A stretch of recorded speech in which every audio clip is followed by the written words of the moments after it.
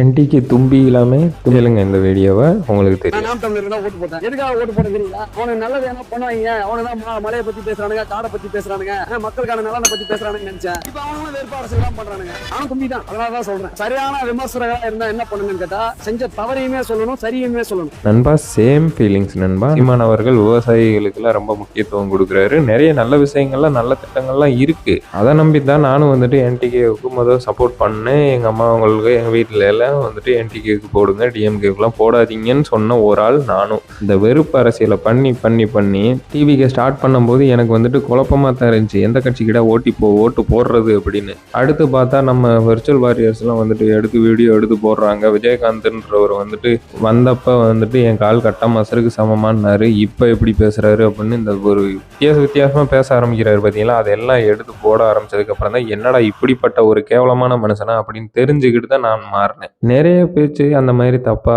ஒவ்வொரு நேரம் ஒவ்வொரு மாதிரி பேசிக்கிட்டு இருக்காரு. அந்த கட்சிக்காரங்க அந்த கட்சியை சப்போர்ட் பண்ணி பேசுனா அக்செப்ட் பண்ணிக்கிறாங்க, எதிர்த்து பேசுனா அது எவ்வளோ கேவலமா பேச முடியுமோ அவ்வளோ கேவலமா பேச ஆரம்பிக்கிறாங்க. நீங்க மேக்சிமம் என்டிகேல பார்த்தீங்க அப்படின்னா ரக்கடான பேச்சா தான் பேசிக்கிட்டு இருக்காங்க. கலவர பூமியா தான் மாறுன்ற மாதிரி தான் தோணுது ஒழிஞ்சு, இவங்க ஒரு நிம்மதியான அமைதியான ஒரு ஆட்சியை கொடுத்துருவாங்க அப்படின்ற நம்பிக்கையே இல்லை. வரி கட்ட மாட்டேன், அதை கட்ட மாட்டேன், இன்னைக்கு வந்துட்டு போராட்டம் வந்துட்டு காவிரி நீருக்கு வந்துட்டு நான் போராட்டம் பண்றேன் அப்படின்னா அது கூட ஏத்துக்குருவாங்களா? நீங்க நம்ம செய்ய வேண்டிய அடிப்படை செயல்களை செஞ்சா தான் அடுத்த இடத்துல இருந்து வர்ற அடிப்படையான விஷயங்களும் நடக்கும். இந்த ஆள் பேசுறதுல ஒரு இலவும் இல்லை, சொல்ற விஷயங்கள் எல்லாம் நல்லா இருக்கு, ஆனா அது முறைப்படி பண்றாங்களா அப்படின்னா கிடையாது. இல்ல உங்க வீட்டுல வந்துட்டு நான் ராஜாவா இருக்க முடியுமா? என் வீட்டுல வந்துட்டு நீங்க ராஜாவா இருக்க முடியுமா? முடியாது இல்ல. அப்ப 2 பேரும் ஒத்து போய் வந்தோம்னா தான் நீங்க எனக்கு ஒரு ஹெல்ப் பண்ணணும், நான் உங்களுக்கு ஒரு ஹெல்ப் பண்ணணும்ன்ற மாதிரி இருந்தா மட்டும்தான் அது சாத்தியம். சேம் ஃபீலிங்ஸ் நண்பா. உங்களை மாதிரி தான் நானும் ஏமாந்தது ஒண்ணு.